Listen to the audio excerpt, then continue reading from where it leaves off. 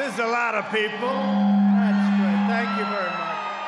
Thank you very much. That's a big group of people. And this is on fast notice, too. Thank you.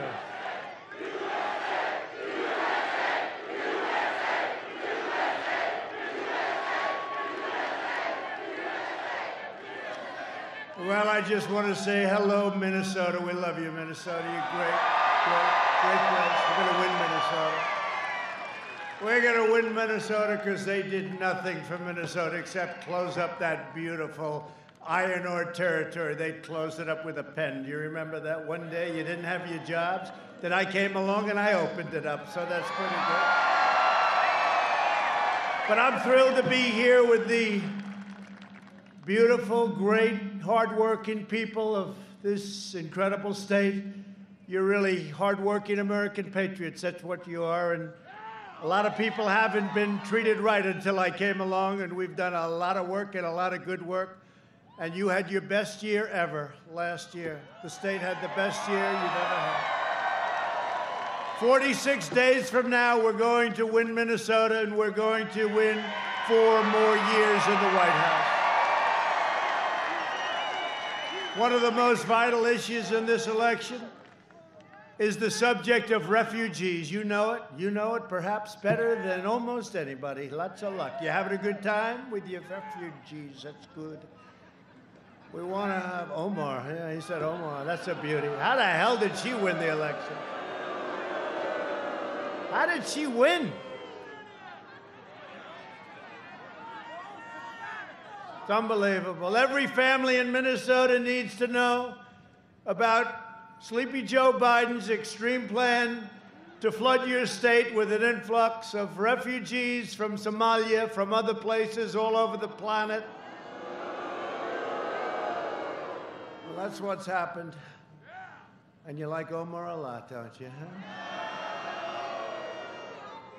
Biden has promised a 700% increase in the manifesto with Bernie, right? A 700% increase in the importation of refugees from the most dangerous places in the world, including Yemen, Syria, and Somalia. Congratulations, Minnesota. A 700% increase. Good luck, Minnesota. Enjoy yourselves. Because if I'm not here, if I don't win, I don't know where I'm going to be, but maybe I'll come over to see Mike. I'll come and see Mike. Your state will be overrun and destroyed if Biden and the radical left win. That's what's going to happen. I've been watching it for years. They haven't treated you right. They have not treated Minnesota right.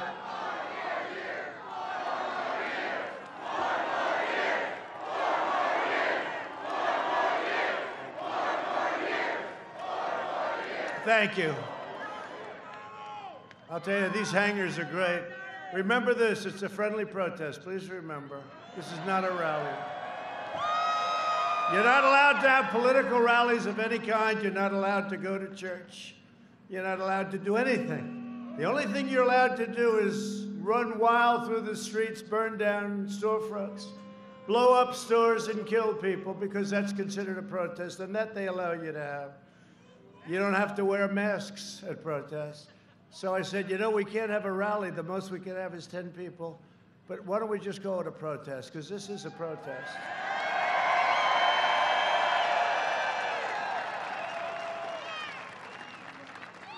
It's a protest against stupidity.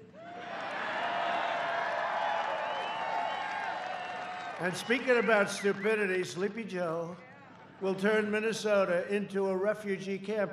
Think of it, 700% increase. So you're not happy now? Look at that guy over there. He's not too thrilled when he hears this. 700% increase is what they have in the manifesto. Now, maybe they don't honor it, but I would say they'll go substantially higher than that number. Biden will overwhelm your children's schools, overcrowd their classrooms, and inundate your hospitals. That's what'll happen. Biden has even pledged to terminate our travel ban, jihadist regions. They've already been doing that to you, haven't they? Opening the floodgates to radical Islamic terrorists. My administration's keeping terrorists, extremists, and criminals the hell out of our country. We don't want them. We don't want them. We got enough of them. We've got enough of them. Just today, we deported, as you know very well, dozens of Somali nationals charged or convicted with very grave crimes, including rape, assault, robbery, terrorism, and murder, of course. These hardened criminals are back in their country where they can do all the complaining they want. And your children are much safer as a result. Thank you, President Trump. Thank you.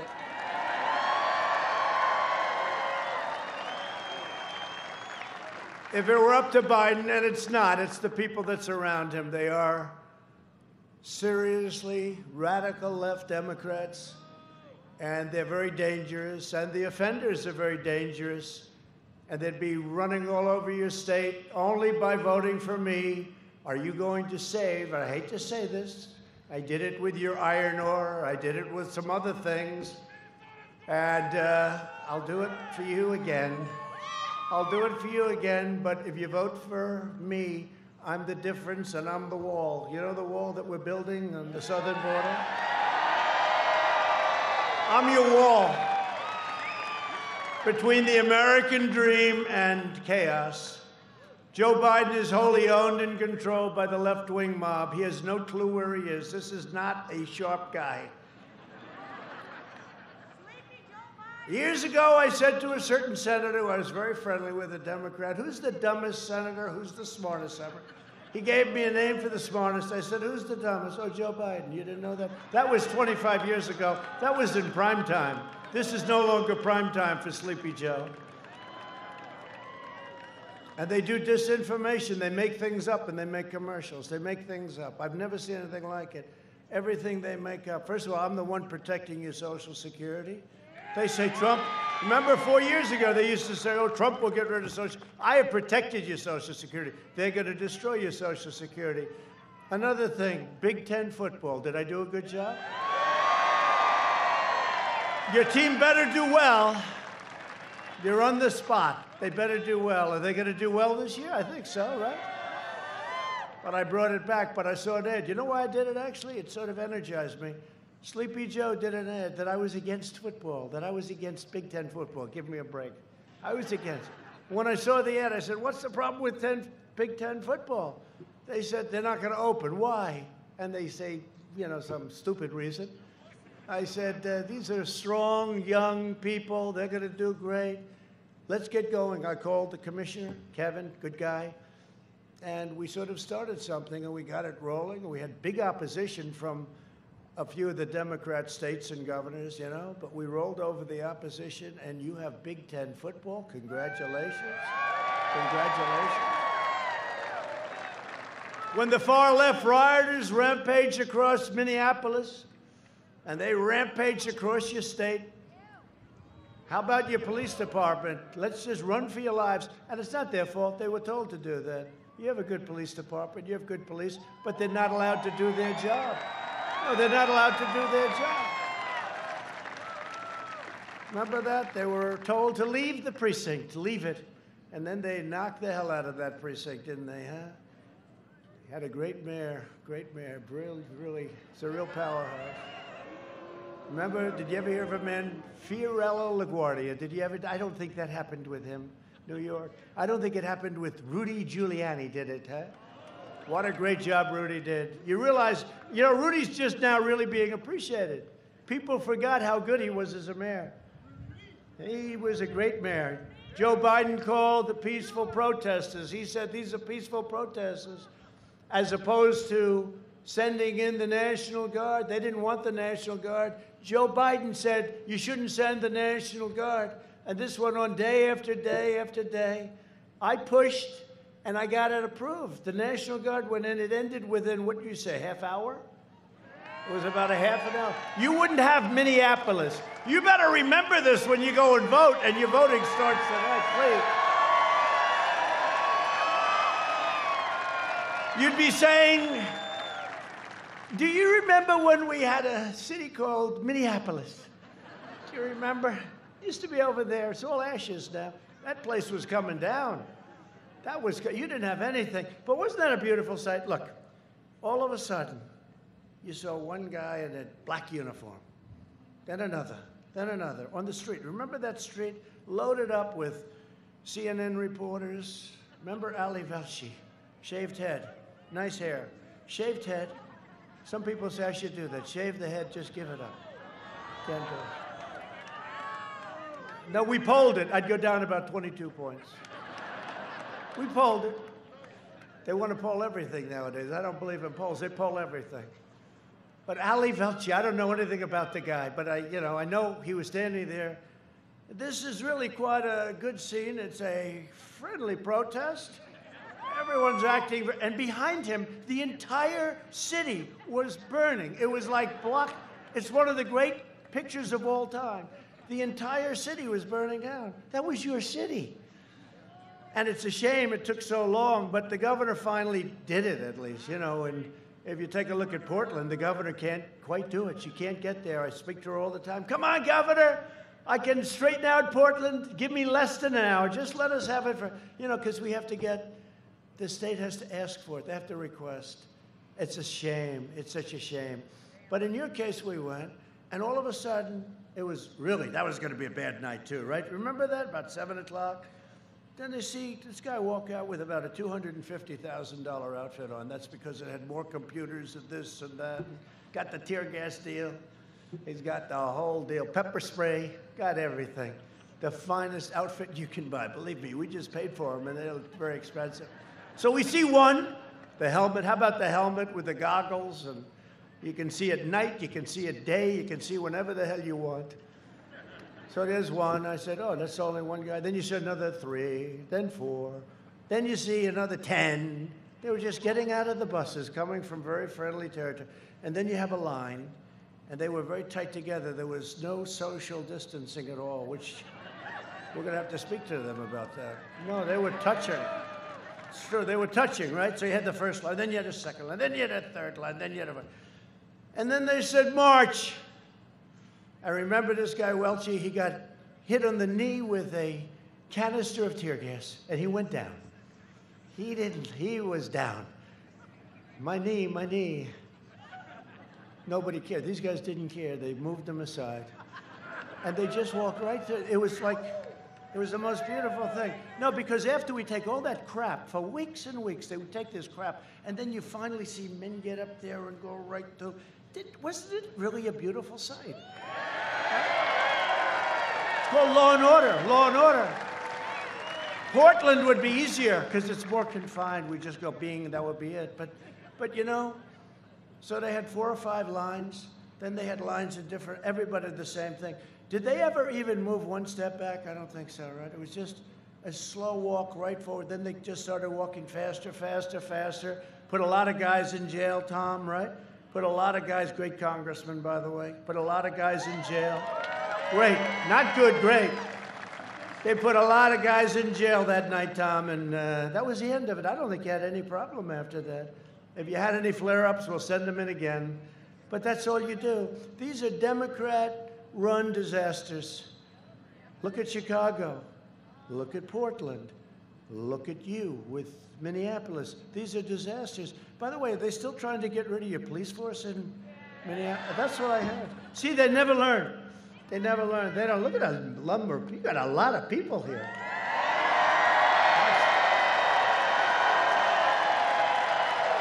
It's a lot of people.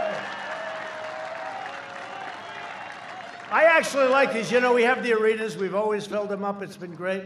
And the arenas are good, but usually you have to travel like 45 minutes. This thing, you have a hangar. The plane becomes your backstop, right? It's like your curtain. It's a curtain. You get a free curtain. We're outside, which actually makes people happy, and it even makes the people that sometimes not everybody here likes happy, because outside is better. It's better. And we're rounding the turn on COVID, by the way. Our vaccines are coming. A lot of things are happening. We're rounding the turn. We've done a great job. We've done a phenomenal job. We don't get credit for that, but we'll discuss that in a minute. But when you look at it, our country is amazing.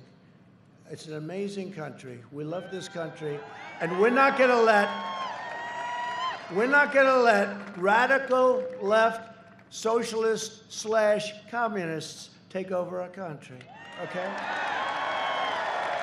You know, they use the word socialist, and socialists aren't great, but communists are a hell of a lot worse, and that's where it would be headed.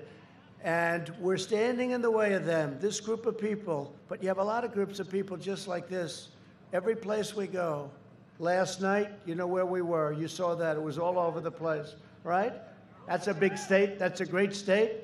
And then I see the fake polls, you know. I just saw a poll here, Minnesota. I'm down 9. I don't think so. I mean, I just don't think so. No, they said, I don't think so, right? I don't think so. It's the craziest thing I've ever said. This is the craziest thing I've seen.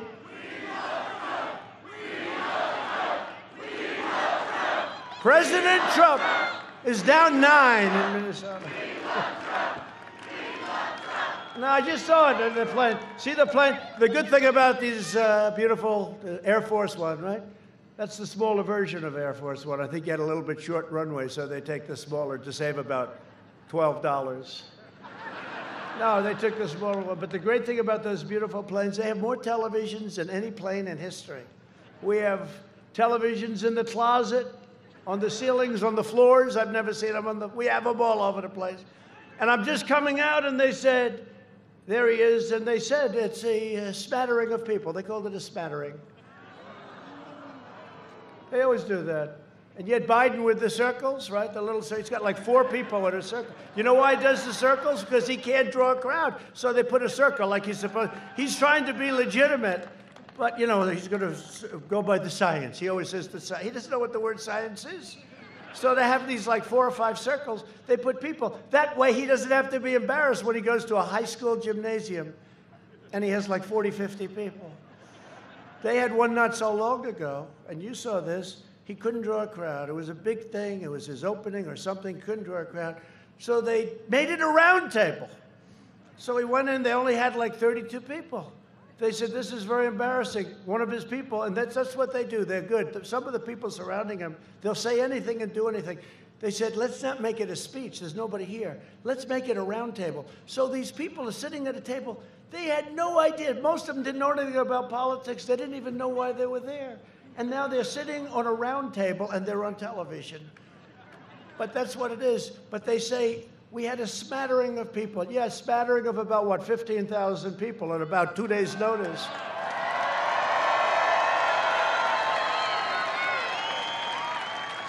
And this doesn't include the 10,000 people, Mike, that they turned away. I hate that they turned them away. You know, you'd think with an airport, you wouldn't have to turn anybody away, but they have a certain amount, and then sometimes you have Democrats running an airport, and they don't like all these people here. That's true. They don't like it.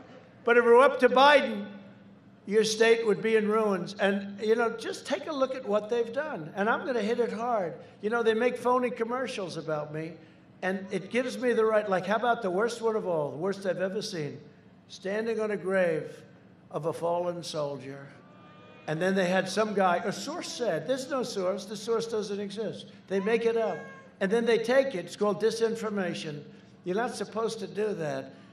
And I'm not even sure if he knows. He's too weak to understand, and he's too weak to control his people. But it allows me to say whatever I want about this guy. And the truth is, he's not fit to be your president. He's not mentally fit. If Biden's elected, extremists like Representative Ilhan Omar, whatever happened to her? You had a great writer who has just made a living off writing about her, and she's done so many criminal acts. Isn't it damn disgraceful that she gets away with it? And I have to say to myself, I say, how the hell does she get away with that? And if we do one thing, look at General Flynn. He didn't even lie. They said he didn't lie, right? And he's gone through hell. He's gone through hell. This guy wrote page after page of criminal acts. Well, let's see what happens. Who the hell knows? But between her and how about AOC? AOC is running a campaign against the guy that was supposed to be Speaker of the House, right? Joe Crowley. I knew him a little bit. I asked him once, I said, are you campaigning against this maniac? He said, no, she's just a young girl, no problem. I called him on election night. Nah, I was going to say, how did that work out, Joe? That didn't work. He was going to be Speaker of the House. She's got a certain talent. But, you know, all of a sudden she had no money, nothing. And all of a sudden she had $2 million. And she spent the $2 million all over the place, her and her boyfriend. Whatever happened to her? Can you imagine if I do that? She spent the $2 million. You got to look at that. She spent the $2 million. And big story, but that was it. That's one quick story. Oh, man, probably the guy who wrote the story lost his job at the New York Times, right? He's now unemployed. But there's a big story. She spent $2 million on bullshit, okay? And if a Republican did that, they'd be in jail. You know that. It's a different standard, and it's a disgrace. And our guys better get on the ball. Look, let me tell you. How about yesterday they were talking about Russia, Russia, Russia again. Here we go with Russia. There's never been anybody so tough on Russia with the sanctions. Remember Obama would send pillows. I sent tank busters right to Ukraine. I'm the one that exposed the pipeline with Germany. Germany pays them billions and billions of dollars, and then we're supposed to protect Germany from Russia. I said, how does that work? How does that work? You're spending billions of dollars for energy to Russia. It's all okay. I'm the one that exposed it. What I've done, hey, they don't want me to go. But if you look, they don't want me to win. Russia doesn't want. Maybe North Korea does, because I actually have a very good relationship with him. And you know, speaking of North Korea, and you know, it's okay to have a relationship. You don't have to go to wars. We don't have to lose our great soldiers. We don't have to. It's good. If I got along with Putin, somebody said, he gets along well with Putin. I'm saying to myself, but isn't that sort of a good thing? Is that bad? He gets along with Putin. That's a bad thing. But, you know, you saw the head of the FBI yesterday started to go, Russia, Russia's looking at our election, Russia. It's here we go again, Russia, Russia, Russia. I said, what about China? What about North Korea? What about Iran? What about, they don't mention anybody else. The narrative seems to be Russia. Millions of phone calls made, not one to Russia. Millions of phone calls received, not one to Russia. And he goes, Russia, Russia. Then they asked him about Antifa. What do you think about Antifa? Well, it's an ideology. I said, no, it's not ideology. It's a bunch of thugs and anarchists that are being funded by somebody, and find out who the somebody is.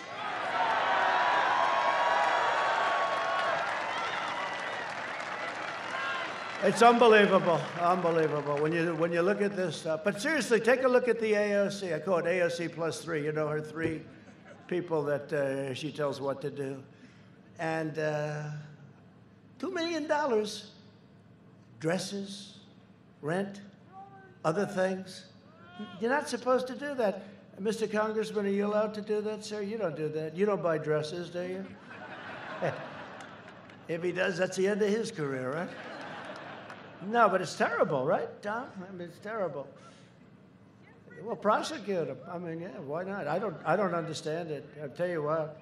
You know, a friend of mine, a very sophisticated guy, very successful guy, called me up. He says, you know, from the day you came down the escalator with our great First Lady, future First Lady, said from that day, well, people love her.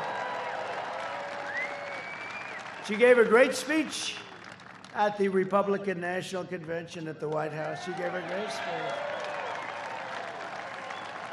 But said from the day you came down the escalator with our First Lady, from the single day, you've been under investigation. You've been under investigation by sleazebags. People that now we caught cleaned up their phones. You're not allowed to do that, right, Mr. Congressman? My great hockey player, you're the greatest, right? But you're not allowed to do that, you know? We want their phones. Oh, here they are. Oh, by the way, they happen to be totally deleted, like Hillary with the 33,000 emails. She deleted them. I think they should look at that. You know, even if they don't find them, and I do believe they're in the State Department, I do believe they're in the FBI, but even if you forget about them, you know, she said she had 33,000 emails, and the emails were for her yoga lessons. Now, you know, she's not big into yoga, I can tell you. If she is, she's not getting her money's worth. Her yoga lessons and her daughter's wedding, right? So it was about the wedding and the yoga lessons. So I said, okay, let's give her 5 or 6 each. What do you think, Mike? 5 or 6 each. 5 for the wedding. Make it 30, make it 100, make it 1,000. 1,000 for the wedding. And for the yoga, let's give her 200. Okay? What about all those thousands and thousands of emails, probably classified? So Congress. So forget about it. Let's assume they're gone because she deleted them and then she acid washed them. And then she hit her phones with a hammer. I get rid of phones. I've never hit them with a hammer, not even as president. I say, here, throw the phone away. No, I've never hit a phone. Has anybody ever gotten rid of your phone and taken a hammer and wiped the hell out of it? I don't think so. So she gets a subpoena from the U.S. Congress, not in a lawsuit against some guy that hates you and you're fighting or something. By the way, you do that, you got problems in court, big problems. But she gets a subpoena from Congress. U.S. subpoena, the most important subpoena you can get. They get the subpoena, and after she gets the subpoena, by a few days, everything is deleted. Her phones are busted up and cleaned and wiped, and everything's gone. And nothing happens to her. Forget about what was on. Now think of how angry it makes me when I see it.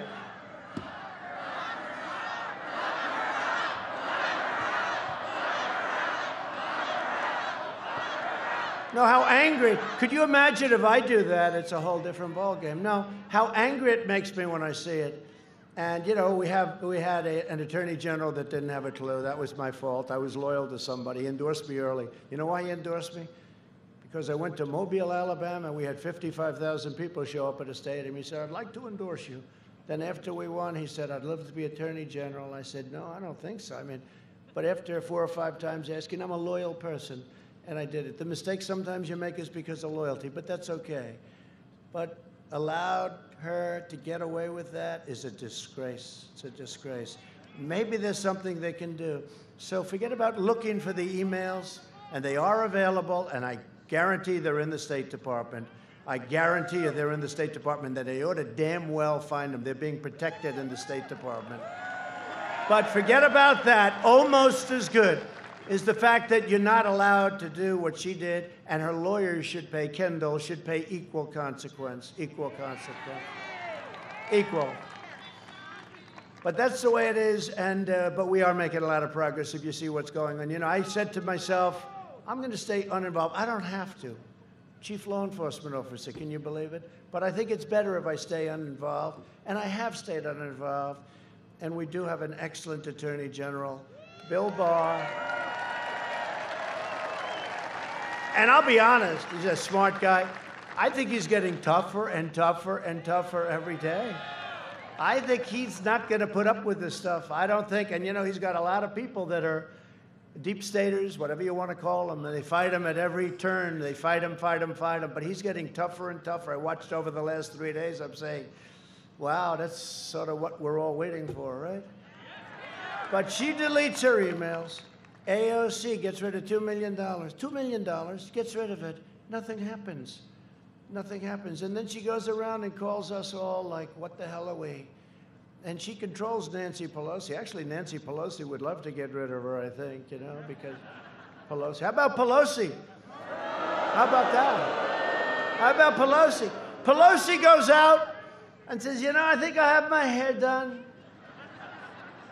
So she goes out and she goes into this beauty parlor. I told the story in Wisconsin last night. By the way, we had a great crowd in Wisconsin. You know, you have a feeling about places. You know, the problem with Minnesota is that I think since 1972, this hasn't been won by a Republican. So, you know, you're a little behind the 8 ball when you hear that, right? I mean, I can understand. And Wisconsin rarely, but I won Wisconsin, unlike Minnesota. Thank you very much. Thank you very much, Tom. Thank you. Now, unlike Minnesota, but it's my fault. So I had one speech left. It started at 1 in the morning. I went to Michigan. We won Michigan. That was another one. Great state. We brought back so many auto companies into Michigan. We brought them back. But I had one. They had one. It was already voting day. It was election day because by the time I got there, it was just scheduled. Had I made that one damn stop to your state, we would have won Minnesota. I lost by, what, a half a point? Half a point! But I get off the plane and they said, he's in Minnesota, he's down 9, the recent poll, down 9. I believe it's a suppression poll. And you know, I have an instinct about things, pretty much. Somebody said, Trump has the greatest political instincts of the last 100 years. One of my enemies said that. And I said, no, I don't. I don't believe I do. I think I have lousy political instincts, but what am I going to tell you? Let me just tell you, they said that, and I was very impressed by the statement. In fact, I went to my wife, I said, you know, they say I have the greatest political instincts in over 100 years. And I said, but I don't believe it. I don't. I don't want to be Beto. Remember Beto? I was born to run for president. That was the end of his career. Beto O'Rourke, who's in charge of guns. By the way, he's going to take your guns away. You know that, right? Biden. Sleepy Joe. Sleepy Joe's going to take your guns away. Remember Beto on the cover of a really crummy magazine? I won't mention the name. They got a lot of bad magazines out there. The good news is most of them are dying, if not all of them. But Beto O'Rourke, he did the story, and, you know, he was going to defeat Ted Cruz. He was going to do all these things. Ted beat him, and I helped a lot, too. I was with Ted all the way, and I think Ted's appreciated it. But here, I even said, I'm putting Ted Cruz as one of the people for the Supreme Court, right? And you know why I did it? You know why I did it? Because I wanted to make sure that I had somebody on the list. We have about 45 unbelievable people. Unbelievable, the smartest, the best, the absolute creme de la creme, right? The best minds in the country, conservative, they believe in the Constitution, okay? You know, little things like that. But I said, you know, I have to have somebody that we're going to make sure we get approved. And the only one I could think of is Ted, because he's going to get 50 Republican votes and he's going to get 50 Democrat votes. He'll do anything to get him out of the Senate.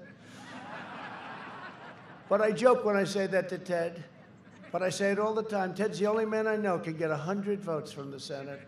Every single senator's going to vote for him. But he's a great guy, and he's a brilliant guy, and he's been great. He's been really great. I kid when I say that. But, you know, one of the things we've done that's so good is the Supreme Court. We have 2 Supreme Court justices.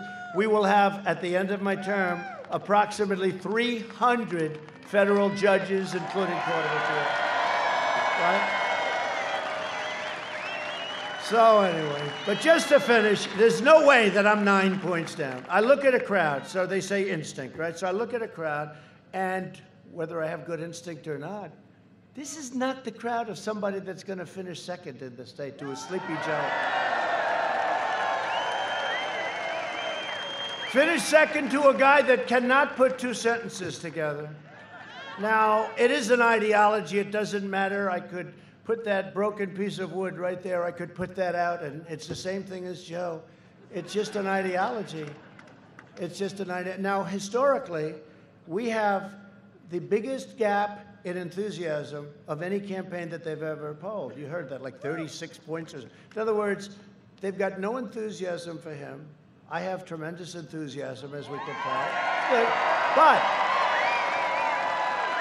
But he does have enthusiasm to beat Trump. His only enthusiasm is put anybody in there, right? Put anybody in there. He does have enthusiasm to beat Trump. Nothing for him, but to beat Trump. Okay, but historically, that never wins. When somebody has to rely on winning because of somebody as opposed to winning because people love you, people respect you. And Sean Hannity did something the other night. He said, would you have this man, if you owned a McDonald's hamburger stand in a reasonably busy area, would you have Joe Biden running that stand? The answer is no. He doesn't have the energy. He doesn't. So he can't run the country. No, seriously, I thought it was good. I never thought of it. You wouldn't have him running your business. You wouldn't have him running a McDonald's. I have to say, or a Wendy's. I have a friend, he owns Wendy's. He always gets up, can't you ever mention Wendy's? Okay, Wendy's. But, you know, you wouldn't do it because he couldn't do it. And yet he's running for the presidency. He's got no energy. I made a comment that somebody had low energy. That was the end of his political career. But Joe's energy is far lower. It's far lower. No, it's far lower than Jeb. Jeb was on the low side. But Joe is like, he's off the scale, right? Joe's got nothing going. Today, Biden delivered remarks, barely, to a union after spending 47 years giving their jobs to China and foreign countries in exchange for campaign cash. How about his statement? Hey, we talk about AOC being crooked. She's 100% crooked, okay? But we're talking about that. Look at Omar. She came in here. Did she marry her brother? Where's that writer? That writer should be given the Pulitzer Prize. He never will be. He should be, though. You know the amazing thing? All of these writers, New York Times, Washington Post, Russia, Russia, Russia, Trump, Russia, Russia, Russia. I had 19 people, all brilliant, all radical left, all Hillary Clinton people. Actually, not even a never Trumper from Bush, okay? All Hillary Clinton people, mostly, almost everyone. They were all Democrats. How about this? You're being investigated by 19 Democrats that are smart people, okay? Smart people. So my friend says, you know, you are the most honest person in the world. You've taken 3 years of total investigation. You don't think they've gone over my taxes? They went over the biggest tax firm in the country, the most prestigious. They went over everything. They spent $48 million. It comes out now. It's about $48 million investigating me before I won and after I won. And we caught them spying on my campaign. That's what they were really doing. And now with the phones, I think there's like 22 or 24 people. You heard this one? They said, no, no, no. We made a mistake when we deleted our phone. You know what they had to do to make that mistake? Like 19 different formulas, right? I don't even know how you delete a phone. I didn't know you could do it. But they all made the exact same mistake. That's not good. That's not good. So let's see what happens to them. It's a criminal act. You know that, right? It's a criminal act. It's criminal. Weissman's a bad guy. He's put a lot of people in jail that shouldn't be in jail, Weissman. He's a bad guy. He's on CNN all the time, or MSNBC, which is, I call it MSDNC because it's the same thing. Owned by a company called Concast. Did everyone ever hear? With an N, not an M. Con, like a con job. Concast. They spend a fortune on public relations. Comcast has delivered to you the news, all the news. And they spend a fortune on, and then I go up and make one speech, and I call them Concast, and that's the end of the PR for the year. They are a bad group of people. They're sick. I mean, they're sick people. They're sick and evil people. And they want bad things for our country. And they don't report the news. You know, in the old days, when you used public airways free, you had to get a license. I keep saying, if they're reporting fake news, how come they can keep getting a license? Whether it's ABC, whether it's NBC, CBS, or, of course, CNN, which is, I mean, it's one of the great jokes of all time, CNN, or MSDNC. But they're cable, so I guess there's a different standard. But when you're using the public airwaves free, okay, free, aren't you supposed to get a license? So I ask my people that. I ask a couple of guys, and I never really get an answer. I just want to know a simple question. Do you have to report the truth when you're using free airways and make it a fortune with commercials and everything else? And I never get the right answer because there are people down deep. It's crazy. But we're getting down to all of it. A lot of progress has been made. I think you're starting to see it. We're trying to beat a terrible group of deep state people. You know, I came to Washington. Think of it. Think of it. I came to Washington. And I had 24 years of people putting people in office. And then you can probably add another 4 to that and another 4 to that. I had many, many years, decades of people putting it. So I came, never been to Washington, I guess 17 times. I never stayed over, right? Never slept over. I was there 17 times. I tell the story. I was in Washington in my entire life, D.C., 17 times, never slept over, ever, not once. And all of a sudden, I'm riding down Pennsylvania Avenue, and I'm with a beautiful woman on my right named Melania. Think of this. And I had about 400 motorcycles in front of me, and we're in a cavalcade of about 128 cars, most of them having about 15 submachine guns inside. There's more firepower in this guy. But we're riding down the beautiful Pennsylvania Avenue, And I look outside at those police. I love our police. We got to treat our police. But I had everything. I had police. I had military. I had soldiers. I had everything you could possibly have. You never saw so much power and strength and beauty, the beauty, and they were so proud. They're all saluting. They're so proud. They're happy to have gotten rid of that crowd that was there before us. They're proud. They're great. The police. You know, every single police force, I think, endorsed me. I got the one yesterday from Chicago. That's not easy. Chicago endorsed me. New York's finest endorsed me. Florida. Ohio. Everybody. I don't know that he's gotten one vote. Then he says he can't mention the words law and order. But I'm driving down the street, and I look at my wife. I say, do you believe it? I'm the President of the United States. That's the good thing. But can you believe it? And then I get to the most beautiful house in the world. I can have Mar-a-Lago and all of them, but I'll tell you, the White House is still the White House, no matter how you do it. And I get to this gorgeous, beautiful place, and I'm up at the incredible suite level, and there's Abraham Lincoln's suite. It's called the Lincoln bedroom. Remember, Clinton used to lease it out to people for money. They never changed, do they? Remember when Barbra Streisand, she's another beauty, by the way. But remember, Barbra Streisand used to stay in that suite, which was the only problem I had with it. But tell me, no, but I do like her voice. I do. I really do. Some of them I don't like even their voices. But she used to stay there, and I'm standing in the Lincoln bedroom, the history, the whole thing, the bed, the desk, the Gettysburg Address, the beautiful 7 years ago, this beautiful Gettysburg Address. He wrote it there, and also on his carriage ride up to Gettysburg. He delivered the Gettysburg Address, and they say the only one that got worse press than I did was Abraham Lincoln. Did anyone ever hear that? And I said, no way they got worse. Maybe he got bad, but no way he gets worse. Now people are starting to say, you know, it's probably true. I think you get the worst. Now they used to say, no, Newt Gingrich, great guy. He said, nope, Abraham Lincoln got the worst press. They were worse to him than anybody. He was a very depressed person. His wife was very depressed. It was a depressed kind of a thing. You know, he's in a war, he's in a revolution.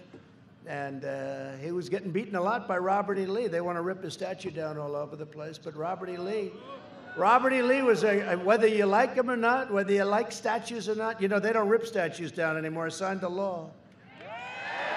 10 years in jail. They don't rip them down. But Robert E. Lee won many, many battles in a row, and it was supposed to be over in one day. You know, it was supposed to end immediately because the North was too powerful for the South. But it just shows when you have leaders, when you have a great general, and Robert E. Lee, he would have won except for Gettysburg, and that was because his general was killed, who was going to lead Gettysburg. Never fight uphill, me boys, never fight uphill. He heard they were going uphill. Stop them, stop them. But we had no cell phones in that day, right, Congressman? No cell phones. So they sent the horses to stop them, but it was too late. They fought uphill and they got slaughtered. That's what happened. But Robert E. Lee, these were incredible things. But I hope you appreciate that we had a period of time when they were ripping down all of the statues and monuments. And I said to my people 4 months ago, I said, this is crazy. These people, and they don't even know, you know, they started ripping down Abraham Lincoln. When they hit Lincoln, I said, wait a minute, this is the man, and you can't do, then they hit George Washington, Thomas Jefferson, they hit everybody. They even hit Gandhi. All Gandhi wanted was one thing, peace, may we have peace. Rip down a statue, we don't like. I don't think they have any idea what they're doing. I think they're just a bunch of thugs, okay? You want to know the truth? I think they're a bunch of thugs. But they were going to march on Washington, and they were going to rip down a statue of Abraham Lincoln, you know, the exact statue, and it was up very nicely up now. And by the way, they can take them down illegally. They go through Congress as a way of doing it. But, you know, they didn't want to do it that way. And they were marching on Washington, and I said, do we have any laws about this? They said, no, sir. Now, in Congress, the way it is now, you can't, you know, the most you'd get is about a $10 fine. You rip down a $5 million statue, you get a $10 fine, right? You know, it's a different world. That's when it was strong, they had laws. But we told and found this old act. And the old act said, if you rip down a monument or a statue, you get 10 years in prison. They call it prison, not jail, which sounds even worse. I said, bring that sucker up immediately to the Oval Office, because there are a lot of people coming to Washington. They were going to march on the Jefferson Memorial. Do you believe this? The Jefferson Memorial. We grow up, the Jefferson Memorial. They were going to march on the Jefferson Memorial. They were going to do damage to our beautiful Jefferson Memorial after Thomas Jefferson. And I did predict that. A friend of mine said, you know, 2 years ago, you said, next will be Robert E. Lee. And then comes Washington and Jefferson and Lincoln. They never stop. The only thing they understand is strength. Remember that. They don't understand weakness. There is nothing you can do. These really stupid heads of these corporations that give hundreds of millions of dollars. It's like blackmail money, right? But these stupid people that run, they get $40 million a year and they're weak. Okay, they're weak. But the only thing these people, they're anarchists, the only thing they understand is strength. So I said, let me see this document. I said, wow, this is a very strong document. And we have, Derek is here, one of my attorneys. He did a great job. I don't know where the hell Derek is. He's around here. Actually, he's heard this before, although not quite. You're getting a very unique speech tonight, you know. I mean, unlike Joe, I haven't even looked at the teleprompter. This guy will... Move it up, I can't see. Move it up.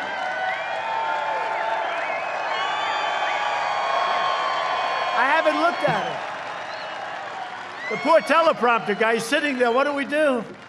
We're on line 2 of the teleprompter. He said, what do we do? No, unlike Joe, I have not looked at the teleprompter. Oh, that poor Joe. You know what's the worst part about him looking at the teleprompter? The worst part is that means that the fake news media is giving him the questions. Right? Like Donna Brazile, who was brilliantly hired by Fox. Fox has changed a little bit. Ladies and gentlemen, Donna Brazile, who was fired by CNN because she cheated and she gave Crooked Hillary the questions to the debate. How would you like to be me? They give her questions to the debate. And I still won the debate, and she had all the questions. Look at it. How do you do that? Donna Brazile is, ladies and gentlemen, she's going to work for Fox. Oh, that's great. That's a big difference. Big difference between 4 years ago and now. A lot of things have changed. But I'll tell you what's changed is the fact that we have more enthusiasm now than we did 4 years ago. It's amazing, right? But just to get back to the other, so I signed that wonderful executive order instituting this really tough law. And it says 10 years. It doesn't say, you know, you get 10 years, but you can take it down to 3 weeks. It says 10 years. So these guys had just gotten there. I had a news conference because I had to let them know about it, right? We've got many people in jail right now that from before, nobody even talked about taking statues down. No, but I looked at the Andrew Jackson, right, with the ropes. And I'll tell you, the police did a great job. And Mark Meadows did a great job. He said, charge. They charged, and they took these guys out. And they were fairly tough, but the police were much tougher. D.C. police, they did a great job. They were watching, and they weren't able to do anything. Mark Meadows said, charge. It was like from 200 years ago. It was crazy. They charged, and they beat the hell out of these guys. Or you wouldn't have that great statue on the horse of a great general. He was a great general, and he was a very good president, at least a good president, but he was a great general. The Battle of New Orleans, right? And they had this incredible picture, Andrew Jackson, and they were going to rip it down. Remember the ropes wrapped around the horse, right? And the guy standing up there, just, oh, he went to jail 2 days later. We had all the evidence we needed. Thank you for that. I want to thank you, fake news. Look. We called the fake news. We said, can we have that, please? When they said no, we just said, we'll take it off TiVo. That's okay, don't worry about it. One of the greatest inventions in history, TiVo, better than television, because television is useless without it. So we signed it. And all of a sudden, these same guys that were watching, they left. Nobody showed up the next day. They were going to have 25,000 people. They had 24 people. 5 of them were brought to prison, okay? And the next day, they said, well, we're going to save it for Saturday night. And Saturday night, nobody showed up. And nobody has showed up in 4 months to take down a statue because they're destroyed. Because you know why? They look and they say, I want to take down that statue. I'm going to take down that statue. That statue's coming down. And then somebody says, you know, it's 10 years in jail. They go, that's too much. I'm getting out of here. It's true. 10 years is not acceptable, Mike, right? 10 years is a lot to rip down a statue, have a little fun, especially when they have no idea what they're ripping down. But we have an idea what they're ripping down. They're ripping down, in many cases, greatness.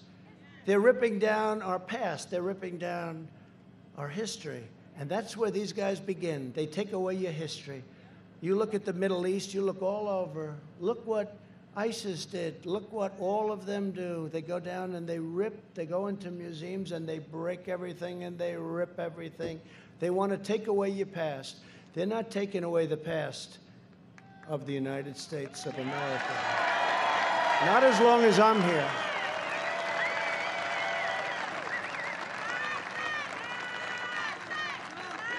What do you want me to go back on teleprompter, anybody? No.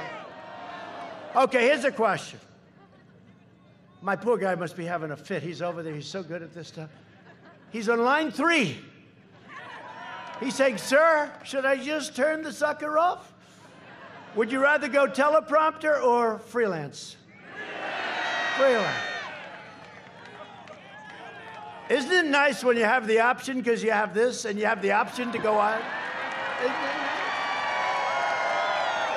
See, Joe doesn't have the option. He doesn't have the option. But if Biden wins, China wins, and it's very simple. It's very simple. By contrast, I rescued the Minnesota Iron Range. You know, I did that. Just so you know, Biden, I call him Biden. It's too long to say Obama and Biden, so I just call him Biden. Because I don't care about, everyone said, oh no, he's in trouble. Obama's now campaigning. Hey, he campaigned last time harder than Hillary. I said, no, I want him to campaign because he brings out the base. He brings out our base. And I'm only here because of him and Joe. If they were a good president and vice president, I wouldn't be here. I had a very good life before. I'm doing this because they did such a crummy job.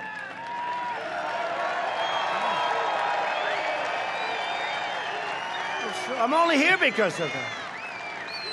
I could right now be having a very beautiful life of luxury, and here I am at the hangar in Minnesota with 15 or 20 or 25,000 people. And thousands of people that couldn't get in, and I'm working my ass off. I could be at home having a good time, wonderful time. But the one thing I say this,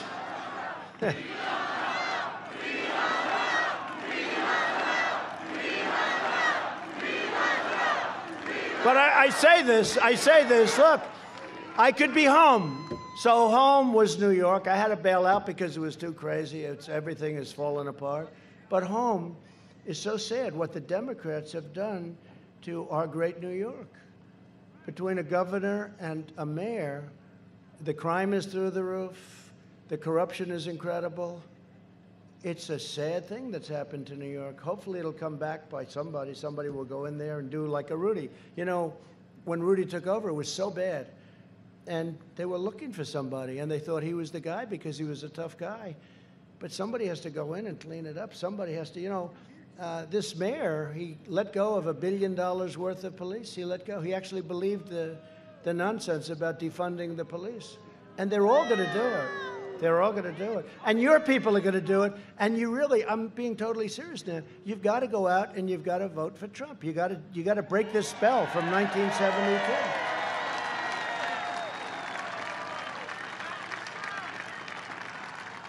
I mean, you saw Kenosha. What we did for other places. You saw the Kenosha. And that was gone.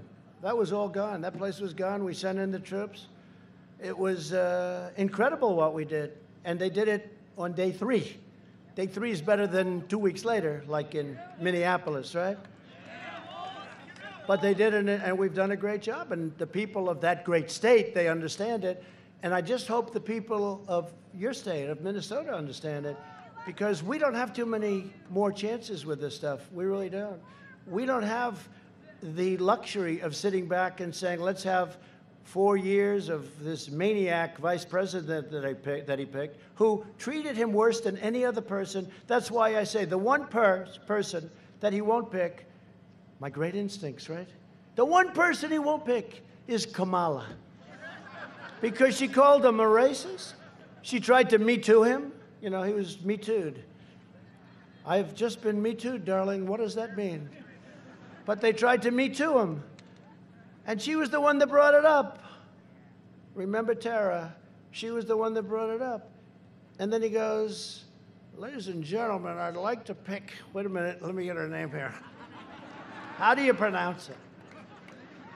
It's with a comma, like a comma, right? Like a comma.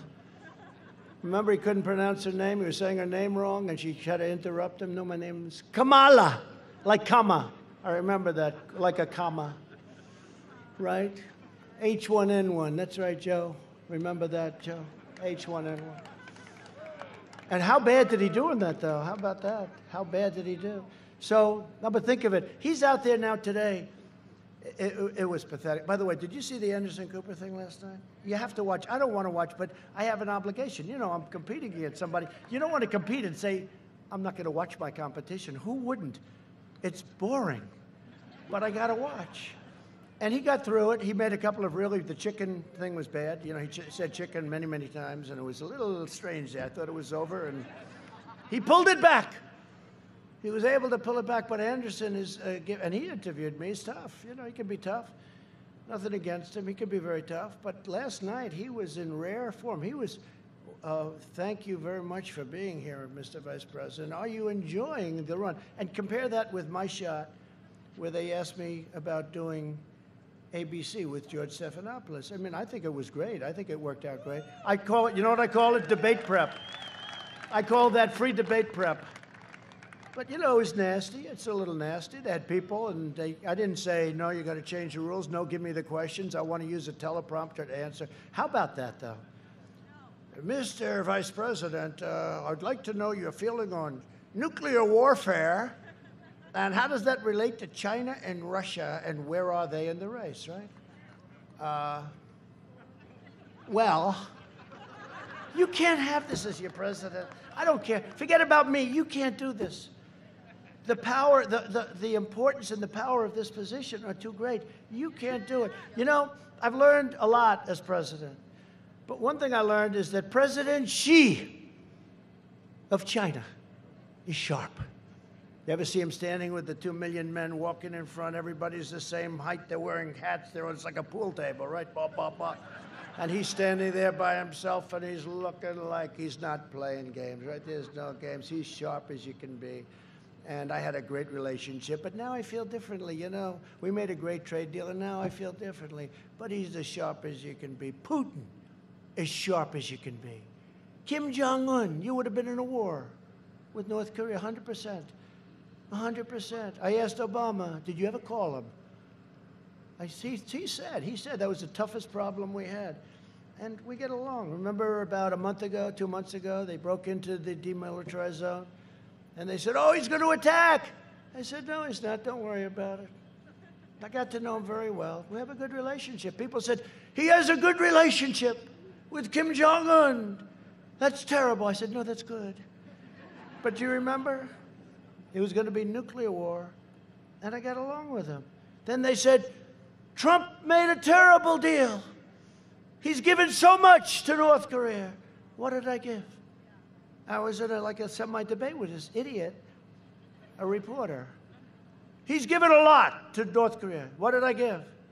I don't know. Sanctions. You took away. No, I didn't. Actually, I increased the sanctions very substantially. What did you give? What did I give? Tell me. Okay. So after about 4 days, they couldn't answer because I gave nothing, except I gave heart because I don't want to see people killed on their side either. I don't want to see people killed. Okay?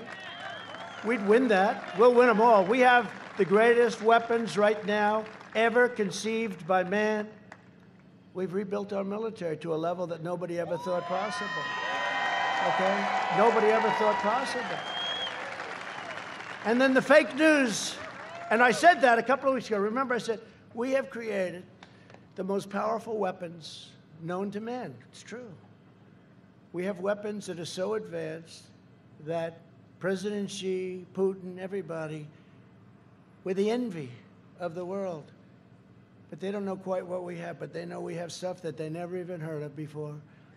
And some schmuck back there said, I think he's giving away classified information.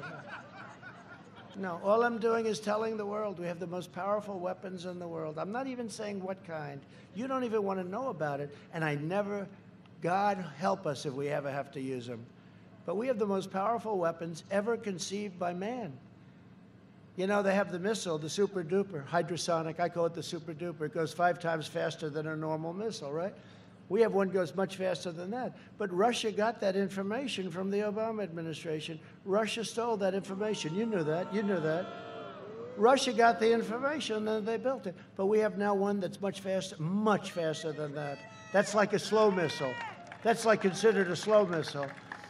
But I said it was incredible. 2 weeks ago, I said we have the finest, the best, the most incredible, sadly the most deadly, and we never want to use it, but we have the greatest weapons ever in history by a factor of 10, by a factor of 10. And they said, they went crazy. He's giving away classified. These people are sick. All I'm doing is saying that we rebuilt our military, $2.5 trillion, all built in the USA, every single ounce of it.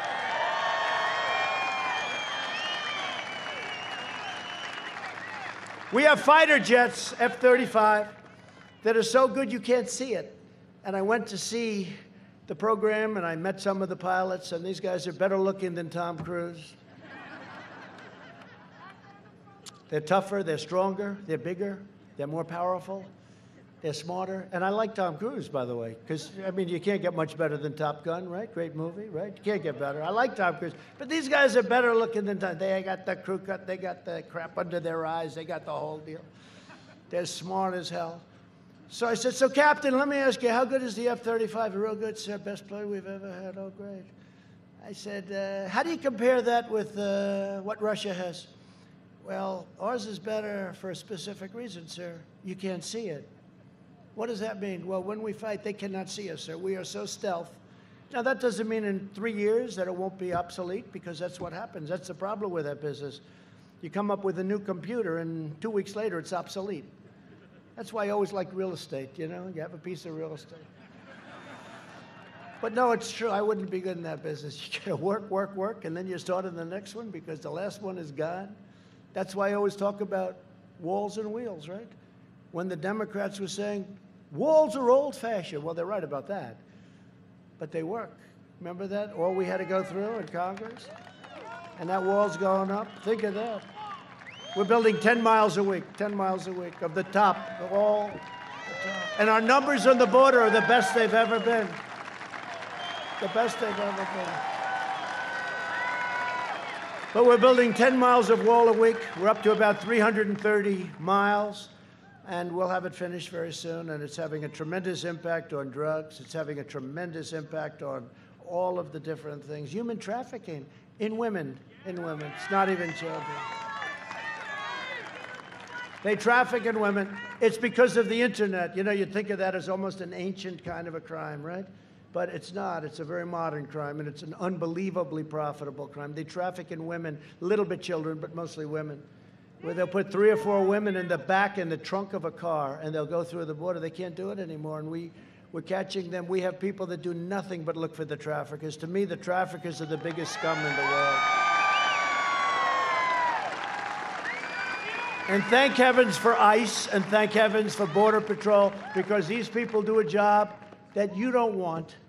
I know Mike doesn't want it. You wouldn't even be good at it, Mike. He'll do a commercial about it. That's what he'll be. Does he have the longest commercials in history? I say Mike Lindell. I say Mike, the Pillow Man. I say Mike is the single greatest purchaser of commercials in history. I want him to buy my commercials. I say, you know, we spent $20 million. I saw like 2 commercials. He spends $2 and he's got the whole day on Fox. I said, let Mike buy our commercials, will you? I don't know what the hell you do, but whatever it is, you better tell me the secret. Greatest purchaser of commercials. But we have done some job with that. And the traffickers, the drugs are way down. Now we got upset with the pandemic. But I watched Biden today talking about, if only Trump moved 1 week sooner, 1 week. So let's go, ready? So you know he was against the ban, right? Because he didn't think we had a problem. So he was against the ban. He didn't know that China was heavily infected. He doesn't even know what China is, in my opinion. But he was against the ban. These guys write stuff out for him, and he tries to read it. Doesn't do well with it. But. So he was against it. But now his new thing is, if only I moved 1 week earlier. But I was earlier than everybody, if you think about it. I had nice guy, Dr. Fauci. I had another nice guy. A lot of doctors, they were all telling me, no, you don't have to do that, right? Tom knows that very well. You don't have to do that, sir. You don't have to do that. You don't have to do that at all. And, you know, one of those things, I was very early, and I banned, and everybody admits that had I not banned highly infected Wuhan province, right? Highly infected, we would have had hundreds of thousands of more deaths. And then you had the chart. I put it up yesterday. I'm doing these news conferences. We're finally getting the word across that we did a great job, but I'm doing news conferences now every day. You know, even if they last I call them the highly rated news conferences. And I go before these crazy people they're screaming at, screaming like maniacs, It's not the way they treat Sleepy Joe. He'd melt. If they ever did a number on, this guy would be there. He'd be laying on the floor crying, get me out of here, darling. Where's my wife? Get me out of here, please, darling. They're so nasty to me today. What happened? We go through it every single day. But you think about it, and he said, if only Trump moved faster. But he's the one that 2 months later called me xenophobic, and he called me a racist because I was banning China, which was heavily infected. And then he said, don't ban Europe. Well, I looked at Italy, big problem. I love Italy. I love the people of Italy. But they were heavily infected. France, I looked at France. I looked at Spain. They even had spikes recently, did you see? And we're doing great. We're rounding it with or without, but we're going to have with. But, with is better. But with or without, we're rounding that corner, and we're rounding it fast. And they don't want to give us any credit because they want to keep this up till November 4th. And on November 4th, the press will probably say, let's say something stupid happened. The press will say, I got to admit, he did a damn good job. Right? No. And the other clown will be in office. We did a thing called price transparency. I signed it. It's Factba.se, very complicated. It's on your medical. And we did price transparency. It's the biggest thing. It's bigger than healthcare. Wait till you see. Your prices, you can go now to hospitals. You can price operations. You can price everything. It's a massive thing. The man who did it, and I took a lot of heat. And I'm doing favored nations drugs, meaning whatever the lowest in the world is, we have to pay the same, That's the good news. The bad news is the drug companies, the doctors, everybody's angry at me. Actually, under price transparency, the good hospitals and the good doctors benefit tremendously. But the bad ones don't. And you have price transparency. And it goes into effect on January 1st.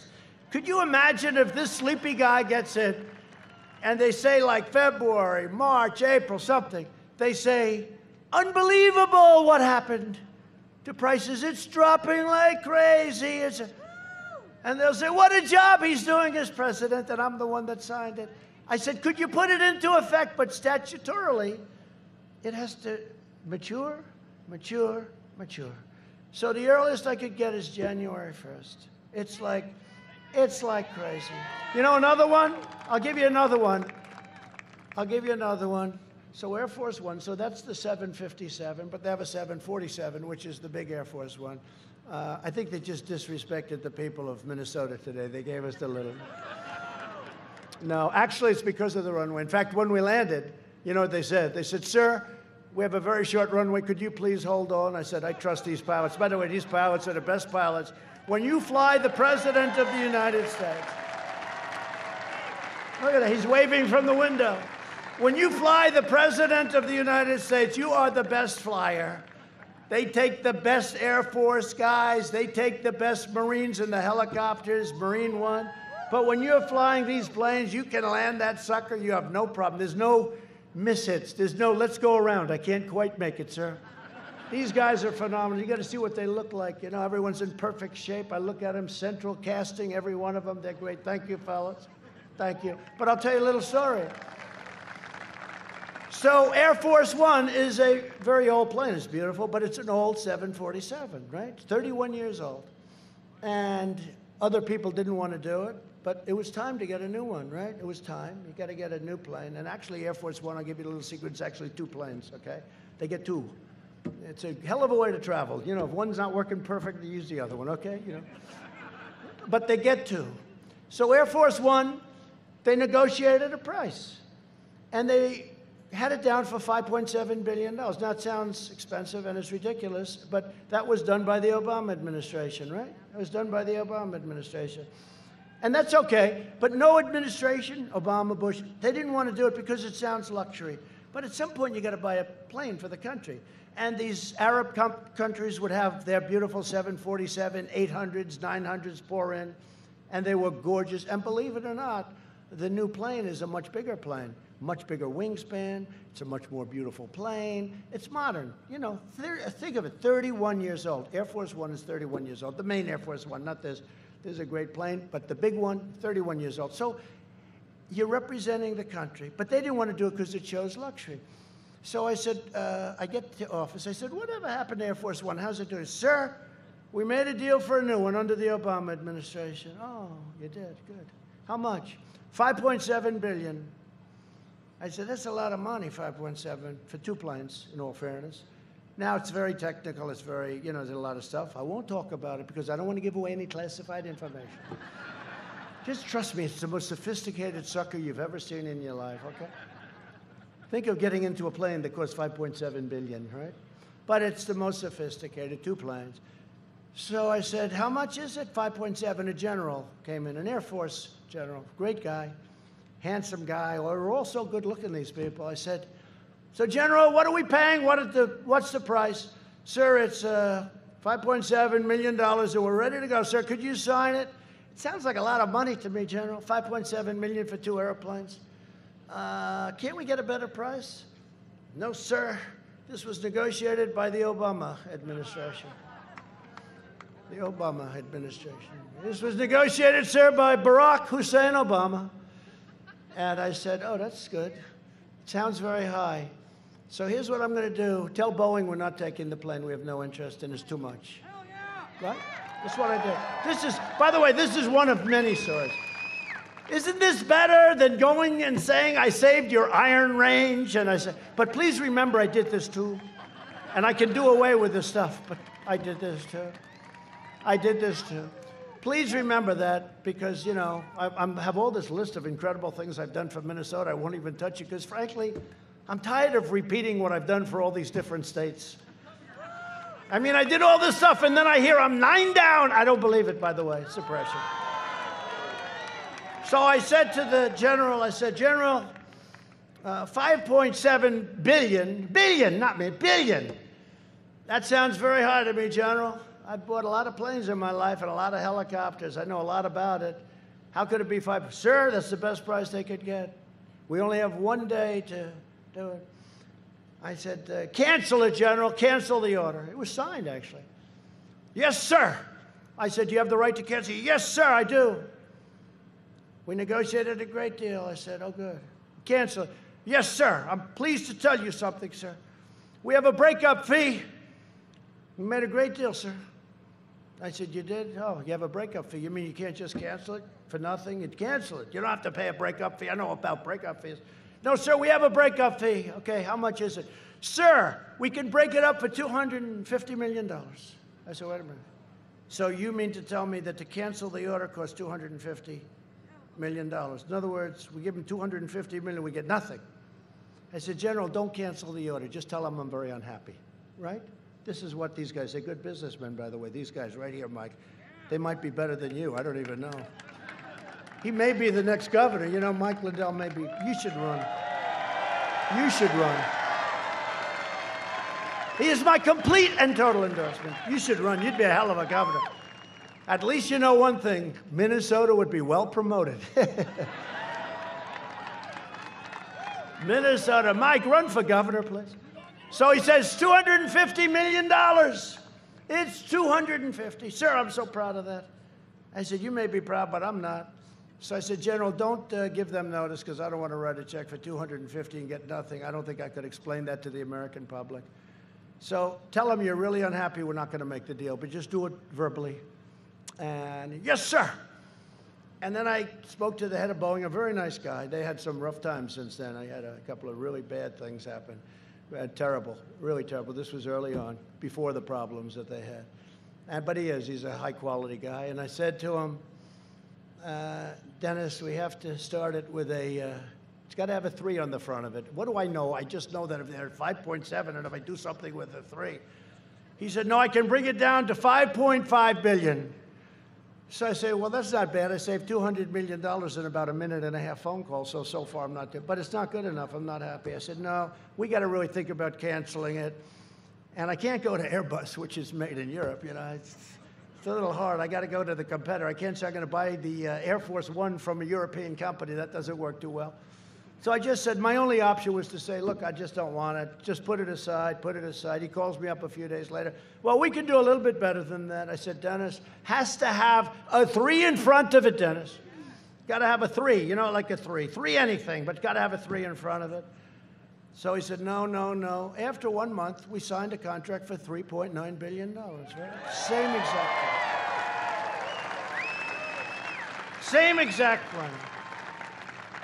Actually, slightly better. We got an extra generator. And then Boeing came to me. And I know how to, you know, I love to negotiate, I do. Got that from my father. My father was a good negotiator. And I love to negotiate. So they came to me, sir, we can put an extra stairway. This is the big 747. And remember, this is a big, much bigger than the old 747. Sir, it gets very windy up there. I noticed that your hair's blowing all over the place. But we can buy a stairwell for the plane. And it comes under, it's like a corkscrew right at the bottom of the plane. You know, you're very high off the ground, big, big thing. And it opens up, and if it's raining or windy, you're covered, sir, because it's under the plane, you're totally sheltered. I said, that sounds great. So it's a corkscrew stairwell. I said, how much is that, General? 50. I said, 50. What a deal. So for $50,000, I can get a stairway? No, sir. $50 million. I said, forget about the stairwell. Forget it. So he said 50. I really thought he meant $50,000. So these are just some little stories. I guess I must like Minnesota to go on one of these deals. But boy, did you get your money's worth tonight? Is anybody having a bad time? Did you get your money's worth? Because you've heard the other one. We've done this, and we've cut your taxes, and we built up the military bigger and better. And we're the #1 in history in regulation cuts, which is the biggest thing. And the judges, which we've done at a level like nobody's ever done. Everything we've done. Nobody has done more in 3.5 years. No administration. 3.5, those first 3.5 years, nobody even comes close. And you know, it's a funny thing. I say it all the time. I've been saying it for a long time. And the fake news, nobody even questions me about it. And you know, if I was wrong, they would, but they can't question me because when you see right to try, we took care of our vets. We just got a 91% approval rating from the vets. 91, it's never happened before. We got choice approved. We got accountability approved. Drugs are way down. We got a little setback with this whole situation where, you know, these shutdowns caused a lot of problems with drugs, a lot of everything, but drugs were way down. We had our best year in the history of our country last year, and we're going to have the best year. We're going to have a better year coming up. That's why you have an obligation to vote for the guy that got you there.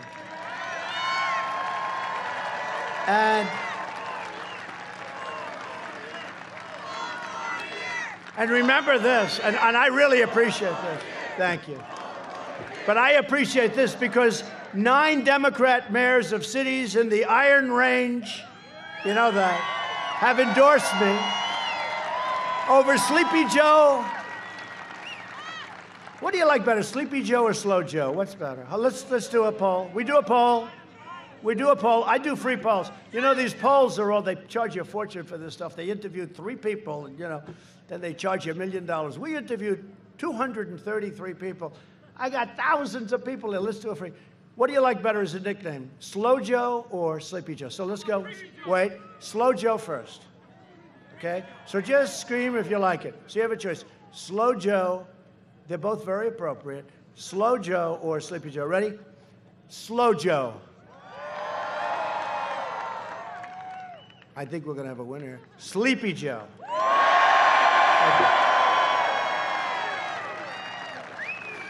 No, a lot of people say I'm too nice at Sleepy Joe, that I'm actually being too nice. I don't know. He's a sleepy guy. But Biden is going to shut down your Iron Range. Remember, it wasn't just the tariffs I put on your competitors that were dumping iron ore and steel and everything else in our country like it was garbage, okay? And it was garbage steel, too. It was all sand-based steel, real crap. It wasn't that, but when you think of it, they wrote it out. It was, you didn't have environmentally the right. You know, somebody said, oh, well, he got a bid because he was good with negotiating with these other countries. It wasn't that. I opened it up. I signed an order. I signed an executive order because Obama took your Iron Range, and Biden took your Iron Range away. And I'll never forget, the day I did it, and Tom was there, a man, I don't know who he is, he's probably in this massive audience, but he came up to me, and he was a rough guy, and he never cried in his life, including at childbirth. He didn't cry at childbirth, but he was crying, and he said, sir, you gave our life back to us because Obama took our heart out when he closed up the Iron Range. It's true. Said you gave our heart back. It's true. So I just want to thank those cities. I mean, you know, when a Democrat mayor, and we have now a lot of them, now we have additional. So these are Democrat politicians, and they came to, they not claimed, 2 weeks ago they endorsed us. And, you know, it's a great thing. We're finding that all over the country. Democrats for Trump. Politicians that got elected as Democrats, I don't think they changed their party affiliation, but they endorsed Trump. They're all in the Iron Range area. And Larry Cuffey is here. Larry Cuffey. Where's Larry? Where is he? Where? Larry, how are you? Why did you do that, Larry? That's so nice. I appreciate it. Boy, are you good. I wish you had a mic. He said, because you're the best candidate we could ever hope. I love this guy. He said, you're the best candidate we could ever hope for. Larry. Thank you, Larry. That's beautiful. I appreciate it. We'll do a good job. We're not going to let you down. And they're doing a good job over there. They're digging, dig we must, right? It's all going because of me. That's cool, man. Thank you.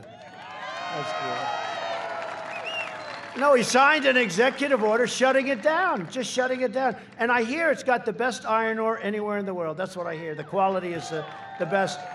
And it's like an unlimited amount. You know, we're not talking about a little. This is a massive operation with thousands of people and everything else. And for me, it was very easy. Andrea Zoponstich. Where is she? Where's Andrea? Thank you very much. That's really nice. I'm glad that at least you got a good location, right? That's great. I appreciate it very much. You're all friends, I guess. Chris Vreeland. Where's Chris? Chris Vreeland. Chris? Where's Chris? The mayor. Thank you, Chris. Thank you, Chris. Thank you very much. Kathy Brandow. Kathy Brandow. Thank you, Kathy. I hope you're having a good time tonight. We're not going to let you down. You know that. We're open. That sucker is open. We're not closing it. Well, think of this, though. If Biden gets in, it's closed. He said he's going to close it. How about this guy? No fracking. You're not going to frack. On stage with all these crazy people. and they don't want any energy. You know, they think everything's going to run by wind, which costs you a fortune, about 20 times more than what we have, and doesn't work. But think of it, all of these people, and they say, what about fracking? Fracking is the modern technology. And so they all said, no, we're all against, everyone's against fracking. What about you? Yes, I'm against it too. Now he's against it for months. He gets it, now he's in favor of it. But he's sort of grandfathering it. You know, it's a very weak. Well, I'd like to grandfather fracking. If I'm a fracker, I don't want to be grandfather. I want to have it or not have it, right? He wants to grandfather fracking. Always go with their first statement, okay? So I was in Texas 2 weeks ago. We had crowds. Mike, we had crowds that went from the airplane to the well, to the drilling well, where we went to see a well.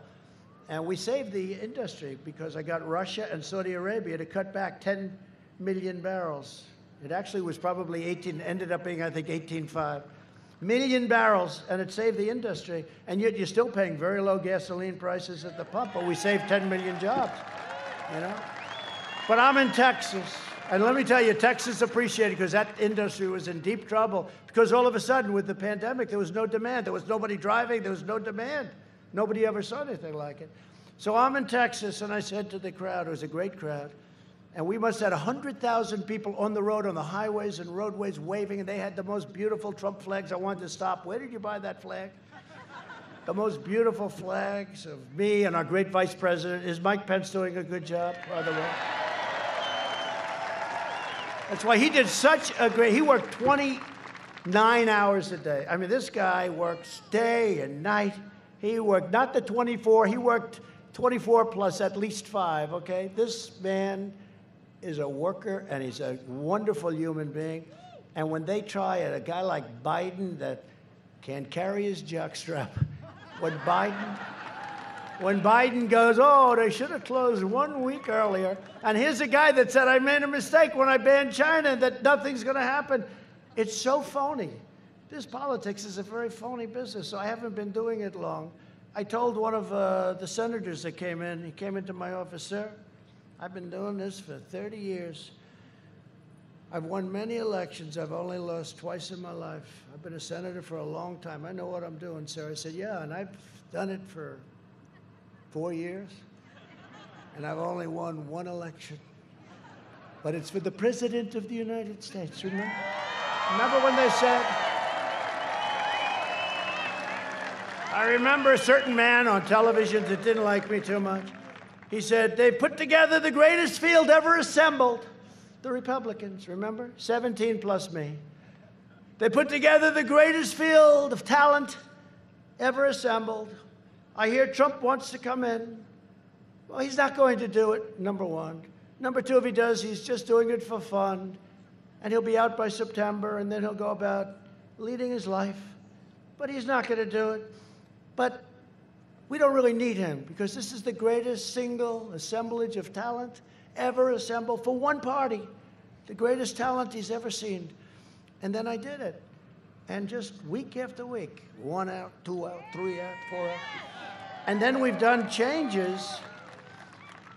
Oh, he said he can't do it because he doesn't have any experience. But I actually do on the other side. I contributed to politics. I always found it very interesting. So in a certain way, I had a lot of experience, probably. Maybe I had too much experience. That's why I can tell you about AOC. Check out the $2 million, please. Check it out. Check it out. Check out Omar. Check out Omar. Get to that great writer. He should get, so the New York Times won all these Pulitzer Prizes, right? I was going to tell you before. All these Pulitzer Prizes, these people, and they all got it wrong, right? They got, for Russia, Russia, Russia, we give the Pulitzer Prize. I won't use names. I won't use names. But we give the Pulitzer Prize to the New York Times. They got it wrong.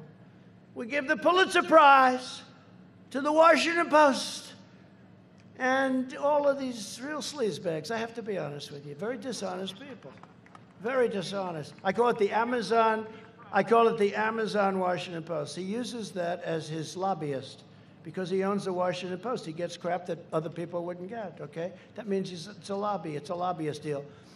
But they got the prize, right? They got the Pulitzer Prize. All the guys that got it right, that really got it right, they all got it wrong, totally wrong. And they should return the Pulitzer Prize. And Pulitzer Association The committee should ask for those prizes back. They got it all wrong. They were 100% wrong. There was no collusion. They couldn't believe. Remember the day when it was announced? After 3 years, there is no collusion. I could have told them that on day one. They could have saved $48 million. All right? They got the Pulitzer. And then you take guys, so many. Solomon, Sarah Carter, Bongino. How about Dan Bongino? So many, so talented guys. How about the great gentleman who wrote The Witch Hunt? Remember that? That was the first, right? You know who I'm talking about, and he's fantastic. All great. These people should have won the Pulitzer Prize.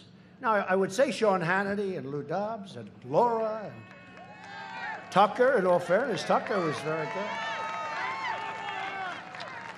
Tucker was great. But these are all people that got it right. Now, they don't do, I guess, the Pulitzer Prize for that stuff, but they probably should. But these guys all got it right. And all they did is get a lot of money because they're very successful. And that's okay, I guess. But they should give the Pulitzer Prize to the people that got it right, and they should withdraw it from all of those writers, many of whom are back there right now. All of those writers, they should do that. So just to finish up, I want to just say that we have some great congressmen here. I'd love you guys to come up here because I just want to have you come up. Would you come up? They deserve it. Because, you know, I told them they're busy guys and they're big warriors and all that. And I told them, I'm going to introduce you right at the beginning. Be here, and then you can get out of here. They've been waiting now for an hour and 20 minutes. Come on up. Just walk to the end. Shake their hand. Everybody sign a slip that you're voting for them, please. They've got no problem. But you have members of Congress here. Jim Hagedorn, Tom Emmer, Pete Stauber, great hockey player. And hopefully your next U.S. Senator, who's a man who's done a fantastic job, run a great campaign, Jason Lewis.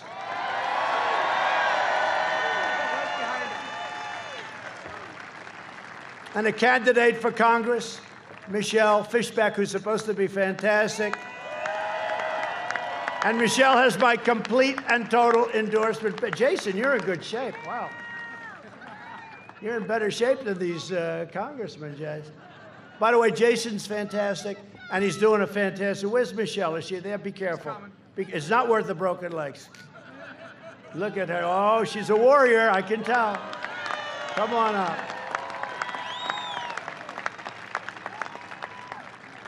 But thanks, Michelle. And they have my complete endorsement. They're great people. They love your state. They love our country. So just in conclusion, I want to say that over the next 4 years, we will make America into the manufacturing superpower of the world, and we will end our reliance on China once and for all. We will make our medical supplies right here in the United States.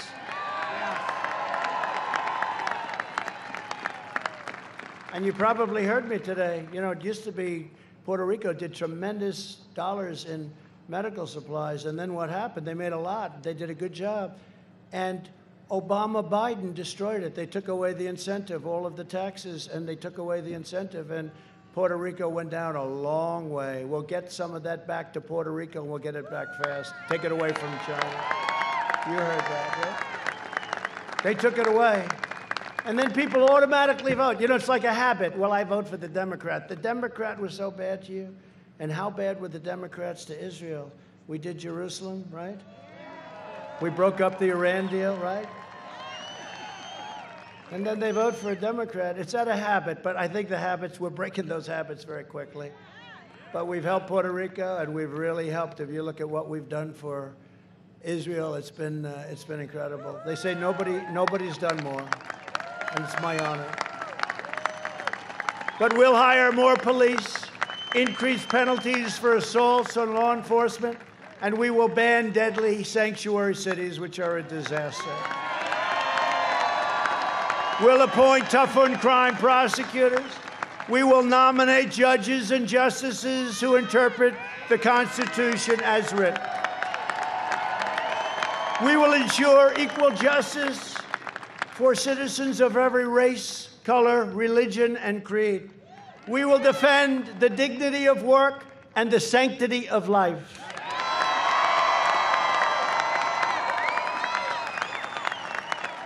And that's why the Supreme Court is so important. The next president will get 1, 2, 3, or 4 Supreme Court justices. I had two. Many presidents have had none. They've had none because they're there for a long time. They tend to be appointed young. They're there for a long time. But the next one will have anywhere from 1 to 4. Think of that. That will totally change when you talk about life, when you talk about Second Amendment, when you talk about things that are so important to you. You're going to be stuck for 40 years, 35 years, a long time. So this is going to be the most important election, in my opinion, in the history of our country. You got to get it right. Because if you don't get it right, we will not have a country anymore. You're not going to have a country, not as we know it. You won't have a country anymore. We will uphold religious liberty, free speech, and the right to keep and bear arms.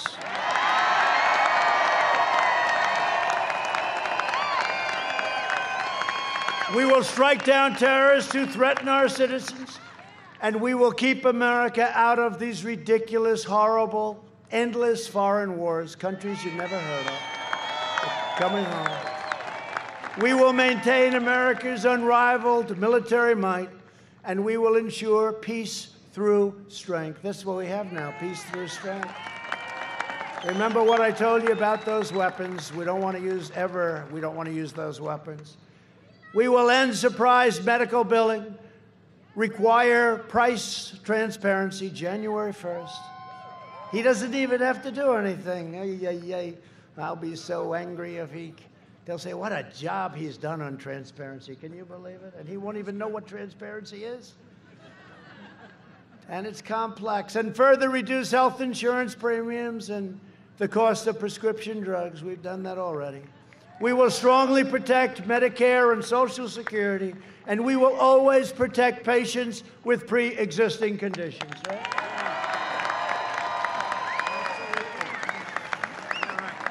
America will land the first woman on the moon, and the United States will be the first nation to land an astronaut on Mars.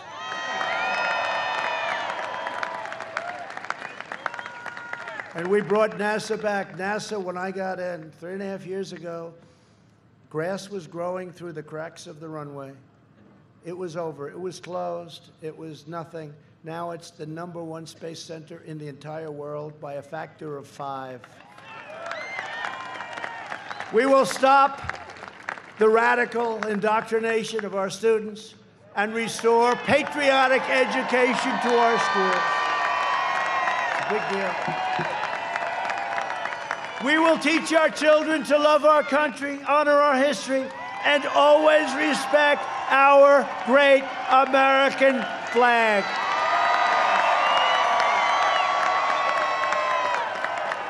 And we will live by the timeless words of our national motto, in God we trust. You know that the Democrat National Convention and the Pledge of Allegiance had a caucus, 2 of them, not 1. I heard the first one. I said, oh, they must have made a mistake.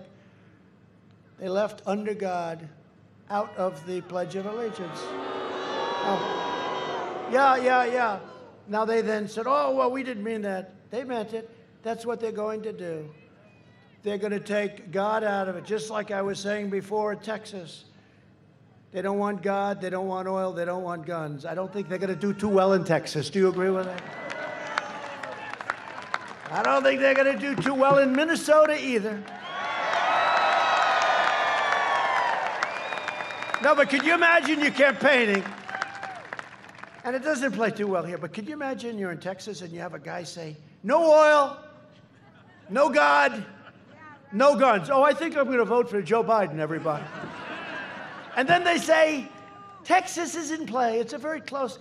I have a friend in Texas. He said, I think you're winning by 15 points. These people are crazy. Texas is in play. They don't want to let you have oil.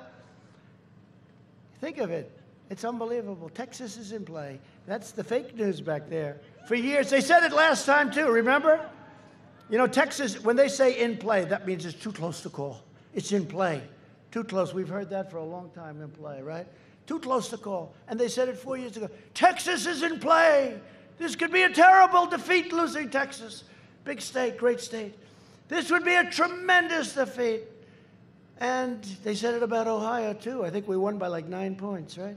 They said Ohio is in play. Utah is in play. We won by a lot. Remember, we beat a guy named McMuffin. Remember the guy? He was going to take the state of Utah, and then he was going to be able to negotiate. But that didn't work out. He came in third. Even Hillary beat him. But they said, Texas is in play.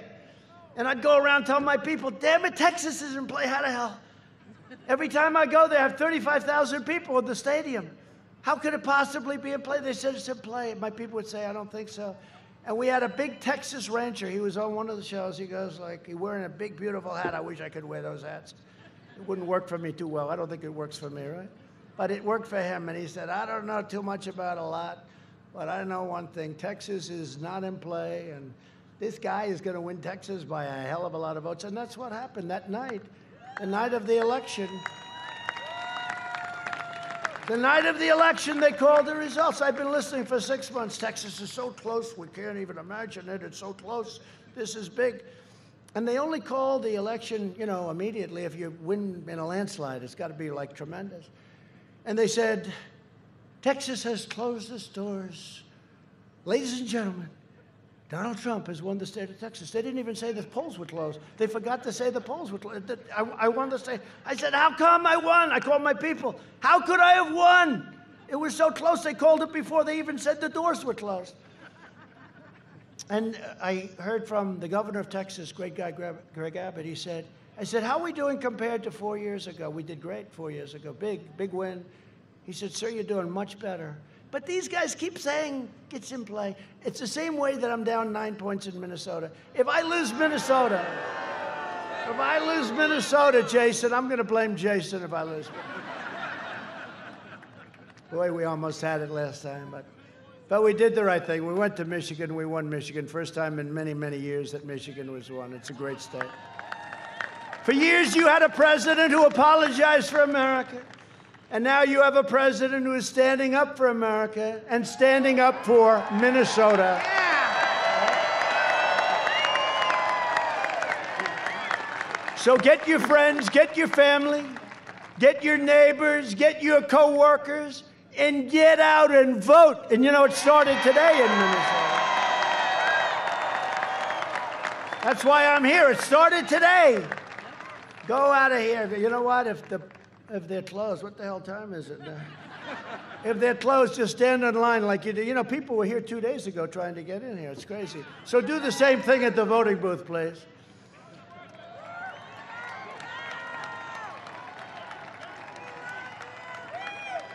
From St. Paul to St. Cloud, from Rochester to Duluth, and from Minneapolis, thank God we still have Minneapolis, to right here with all of you great people. This state was pioneered by men and women who braved the wilderness and the winters to build a better life for themselves and for their families. They were tough and they were strong. You have good genes, you know that, right? You have good genes. A lot of it's about the genes, isn't it? Don't you believe? The racehorse theory, you think we're so different? You have good genes in Minnesota. They didn't have a lot of money. They didn't have a lot of luxury. But they had grit, they had faith, and they had each other. That's what you have now. You have each other. They were miners and lumberjacks, fishermen and farmers, shipbuilders and shopkeepers. But they all had one thing in common. They loved their families, they loved their countries, and they loved their God. God.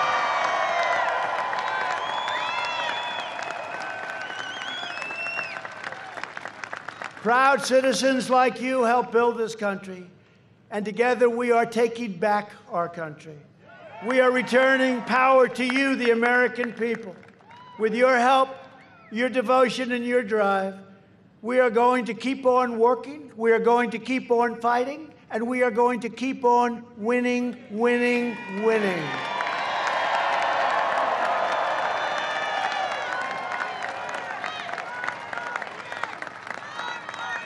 And don't forget, you went through years where you weren't winning, right? Years and years. They closed down, even with Obama, he closed that iron. I think he just wanted to get even with you. I don't know. He wasn't good. Not a good. We've knocked out about 84% of the things he did. And you say, I wonder if he likes me. But you're getting used to winning, and you're going to see winning like you've never seen before. You had your best year. And you're going to win so much. You've heard this, right? I haven't said it in a long time because we've been doing a lot of winning. But you're going to win so much, and you're going to send Jason to the U.S. Senate.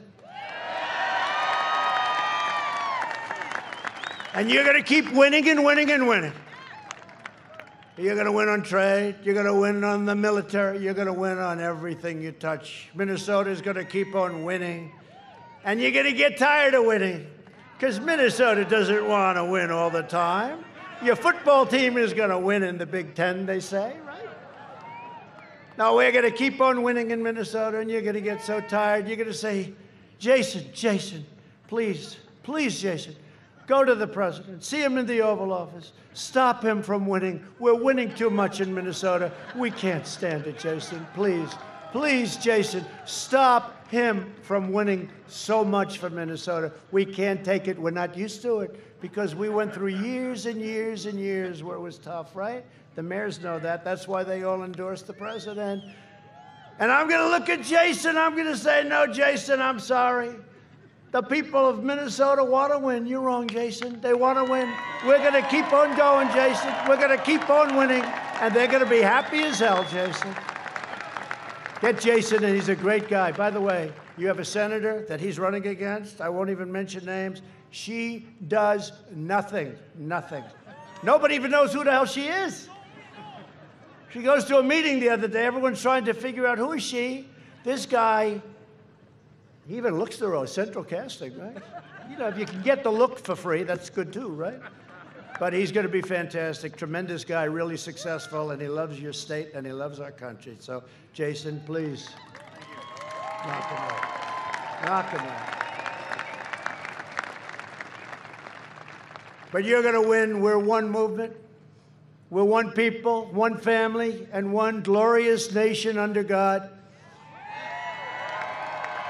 And together with the incredible people of Minnesota, and you know what's going to be operating at strength because I owe it to these incredible mayors that were so nice to me. That was such a nice thing. And I didn't politic you at all, right? I never politic you. I said, what? How nice. And it's happening with so many other things. We have other endorsements from police forces that I never asked, and all of a sudden they're coming from very hostile territory. So I just appreciate you being here, and I'm saying this for you, and I'm saying it for all of you. Okay? Thank you. We will make America wealthy again. We will make America strong again. We will make America proud again. We will make America safe again. And we will make America great again. Thank you, Minnesota. Thank you.